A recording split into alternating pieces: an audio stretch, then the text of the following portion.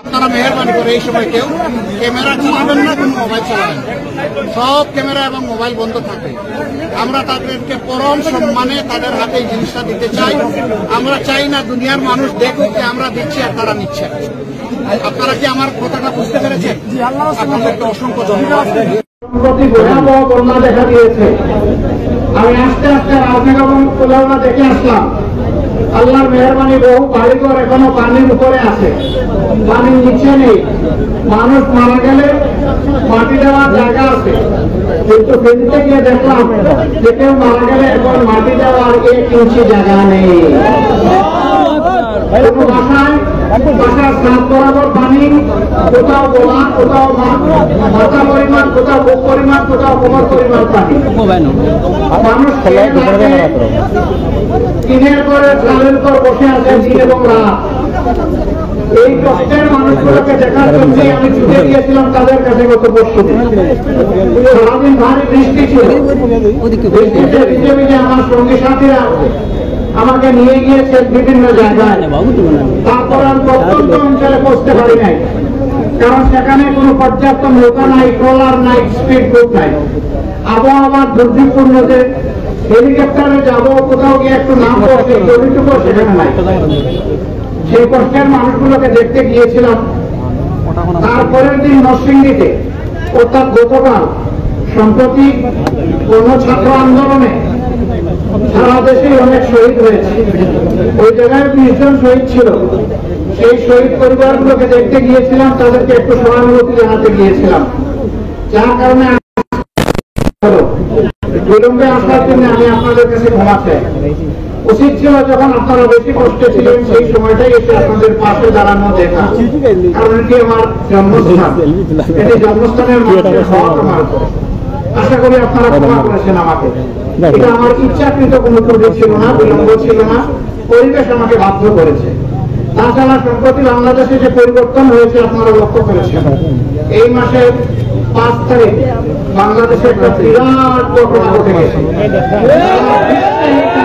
হচ্ছে কিভাবে কি হলো, কিভাবে একটা জুলুমের হিমালয় পর্বত হঠাৎ করে ধসে পড়লো, কিভাবে কি হলো, সবাই ওরা খুঁজে পায় না।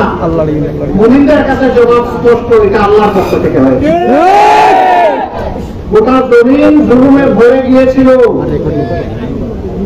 মা বোনদের ইজ্জতের কোনো গ্যারান্টি ছিল না। ঢাকার সর্ববৃহৎ 2টি মহিলা কলেজের আমাদের কলিজার টুকরা মেয়েদেরকে রাত্রে ভাড়া কাটানো হতো তাদের ইচ্ছার বিরুদ্ধে।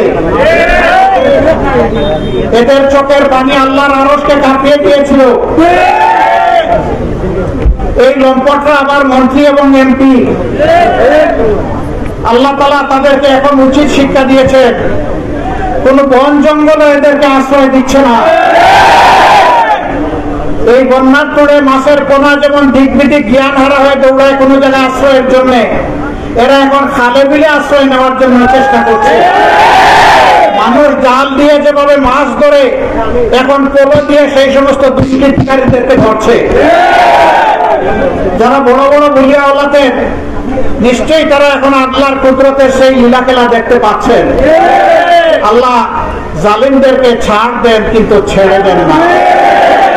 এই কথাটা অতি সত্য, কোরআনের আয়াত।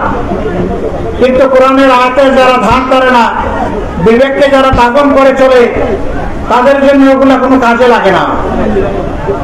প্রিয় ভাই ও বন্ধুগণ, এই বছর বছর আমাদের এই বাঁধ ভাঙে কেন?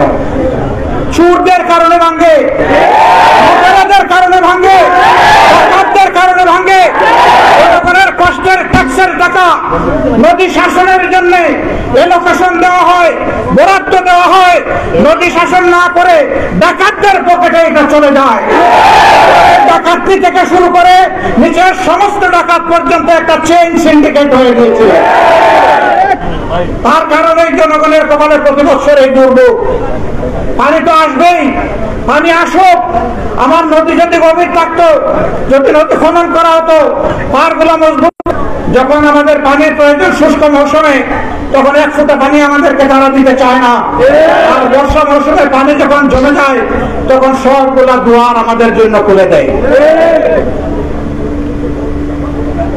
এটা সৎ প্রতিবেশী সুলভ আচরণ নয়। আমরা চাই আমাদের প্রতিবেশী সুন্দরভাবে বসবাস করুক, আমরাও তাদের পাশে সুন্দরভাবে বসবাস করি। সমতা, ন্যায্যতা এবং পারস্পরিক শ্রদ্ধার ভিত্তিতে আমরা বসবাস করতে চাই। আমরা কারো জমিদারের প্রজা নই। এটা সিকিম নয়, এটি ভুটান নয়, এটি 18 কোটি মানুষের বাংলাদেশ। এখানে মুসলমান, হিন্দু, বৌদ্ধ, খ্রিস্টান সকলে সম্মানের সাথে, মর্যাদার সাথে নিরাপদে বসবাস করতে চায়। এটি সম্প্রীতির বাংলাদেশ। এই দুষ্টরা জাতিকে বিভিন্নভাবে বিভক্ত করে, স্বাধীনতার পক্ষ, স্বাধীনতার বিপক্ষ, আবার বিভক্ত করে সংখ্যালঘু, সংখ্যাগুরু, এগুলা করে জাতিকে টুকরা টুকরা করে জাতির ঐক্যকে বিনষ্ট করে। আমরা পরিষ্কার ঘোষণা দিয়েছি, আমরা কোন সংখ্যালঘু, সংখ্যাগুরু মানি না। এই দেশে যারাই জন্মগ্রহণ করবে আল্লাহর ইচ্ছায় আমরা সকলে সমান।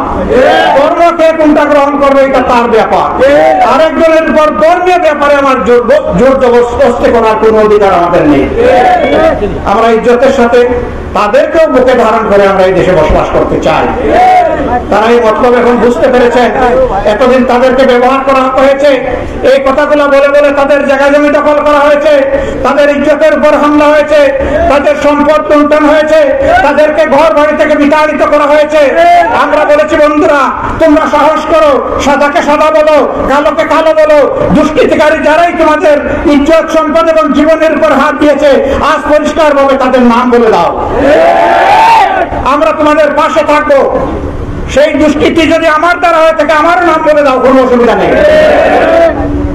আর যতদিন পর্যন্ত আপনারা সাহস করে সাদাকে সাদা বলবেন না, কালোকে কালো বলবেন না, একজনের দোষ আরেকজনের গাড়ে চাপানো হবে, ততদিন পর্যন্ত দুষ্কৃতিকারীরা তাদের দুষ্কর্ম বন্ধ করবে না। আমরা তাদেরকে মোবারকবাদ জানাই। তারা এখন বুঝতে পেরেছেন, তারা এখন দেবতাহীন কণ্ঠে ঘোষণা দেন যে আমরা শান্তিতে আছি, কোন দেশ যেন আমাদের শান্তি বিনষ্ট না করে। সম্মানিত ভাইরা, 5 তারিখ সরকার বিদায় নিয়েছে। জোর জুলুম যা করেছে, পাওনা কিছু পেয়েছে, আল্লাহ আরো তাদের কপালে যা রেখেছে তা তারা পাবে। এটা আমরা পরিষ্কার বলতে চাই। প্রতিশোধের রাজনীতি করবেন না কেউ। প্রতিশোধ প্রতিহিংসার জন্ম দেয়, প্রতিহিংসা থেকে প্রতিহিংসার আগুন জ্বলে সমাজকে সারকার করে দেয়। আমরা এই কাজ করবো না। আমরা কারো ইজ্জত করে হাত দেব না। কেউ যদি দোষ করে থাকে, অপরাধী হয়, তাকে আইনের কাছে আমরা সাপোর্ট করবো। আইন অনুযায়ী তার বিচার যা হওয়ার হবে, তাদের যা প্রাপ্য তাই পাবে। পুলিশ, ছাত্রলীগ, বিভিন্ন লীগ মিলে সবচেয়ে বেশি জুলুম করেছে বাংলাদেশ জামাত ইসলামের উপর। কর্মীদেরকে চাকরি থেকে বরখাস্ত করা হয়েছে, আমরা সকল জ্বালা সহ্য করেছি। যদি কারো প্রতিশোধ নিতে হয় তাহলে সেই দলটির অধিকার, সেই দলটির নাম বাংলাদেশ জামাত ইসলামী। আমরা ঘোষণা দিচ্ছি, আমরা প্রতিশোধ নেব না। আমরা যদি প্রতিশোধ না নেই তাহলে আর কার প্রতিশোধ নেওয়ার অধিকার আছে? আর তো কেউ আমাদের মতো ক্ষতিগ্রস্ত হননি। ধৈর্য ধরুন, শান্ত থাকুন, দেশকে ভালোবাসুন, আল্লাহকে ভয় করুন, মানুষের ইজ্জত, সম্পদ, জীবন নিয়ে টানাটানি কেউ করবেন না। আজ যে পরিবেশ পরিস্থিতির পরিবর্তন হয়েছে, কালকে পরিচয় দিতে চাই আমি একজন বাংলাদেশী। এই জায়গায় আমরা দেশকে নিতে চাই। তার জন্য সমাজের সর্বস্তরের মানুষের ঐক্য প্রয়োজন। আমরা হাতে হাত ধরবো। কালকেও আমি ঢাকার মিরপুরে একটা সভায় ছিলাম, সেখানে বক্তব্য রেখেছেন উলামায়ে কেরাম, রাজনৈতিক দলের নেতৃবৃন্দ, হিন্দু সম্প্রদায়ের যারা পুরোহিত আছেন তারা। এই বাংলাদেশ আমরা উপহার দিতে চাই।